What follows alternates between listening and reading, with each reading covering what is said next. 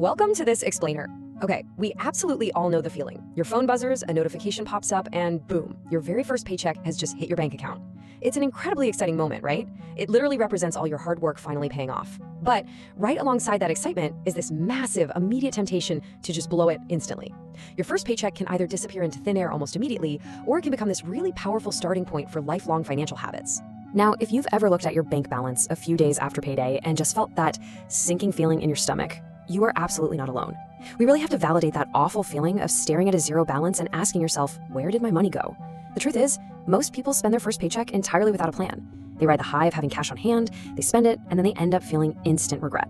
And it happens because we fall directly into the instant spending trap. Online shopping, food delivery, random spending.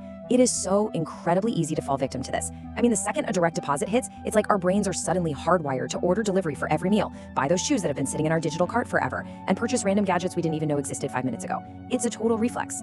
Okay, let's dive into this. We've got 5 core principles to cover. Save first, track spending, pause purchases, safety net, and invest in learning. Principle number 1, save first, or as it's really commonly called, pay yourself first. And this brilliantly illustrates the whole concept. Setting this up is an incredibly empowering habit to build from day one. The idea is simple.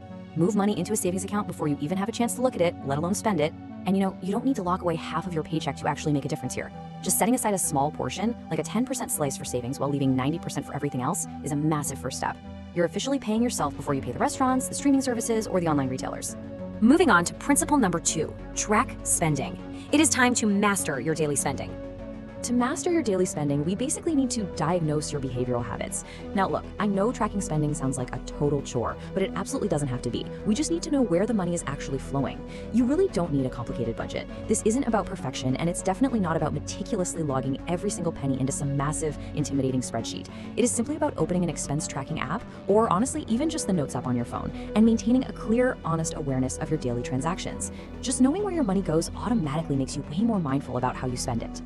All right, principle number 3, pause purchases. Let's learn to avoid those impulse buys. If this explainer has a main antagonist, a villain, it is without a doubt impulse buying. It's so easy to give in to the instant joy of that add to cart button. It feels amazing in the moment. But we can combat that automatic reflex to spend unnecessarily with the psychological power of the pause. Leaving items in a digital cart actually forces you to rethink the purchase. You still get the dopamine hit of shopping, but you protect your bank account by just stepping away from the screen. Now, what's really interesting about this concept is the specific time frame, 24 hours. Waiting exactly one full day before buying something is a proven circuit breaker for your brain. By simply waiting one full day, you give the emotional high of the impulse a real chance to fade. And you'll find that a vast majority of the time, the urge just passes, which drastically reduces your unnecessary spending. Principle number 4, safety net. We need to build an emergency fund. Because let's face it, life is unpredictable. We all face those inevitable rainy days, and pretty much nothing causes more anxiety than unexpected financial unknowns. That is exactly why building an emergency fund is a non-negotiable step when managing your income. It's just a small reserve set aside specifically to reduce stress when unexpected expenses happen. Picture it like a digital emergency jar that you slowly add to over time. When your car breaks down or you get a sudden medical bill, having this buffer is the exact thing that stops you from going into stressful credit card debt to solve the problem. Let's move to our final principle and see how this all builds together. Principle 5, invest in learning. Invest in your future self.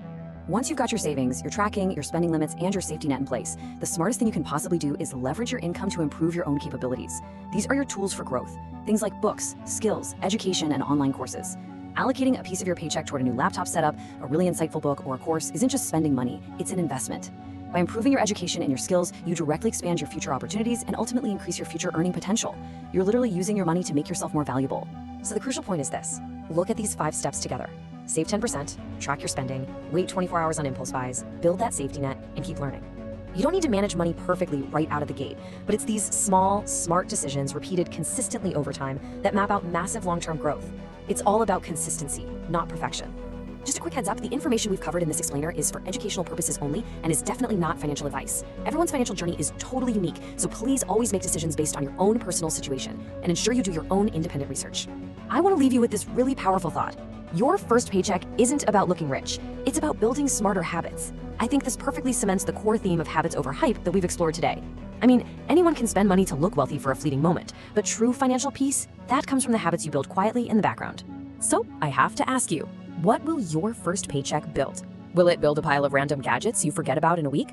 Or will it build your foundation for financial freedom? The choice is entirely in your hands.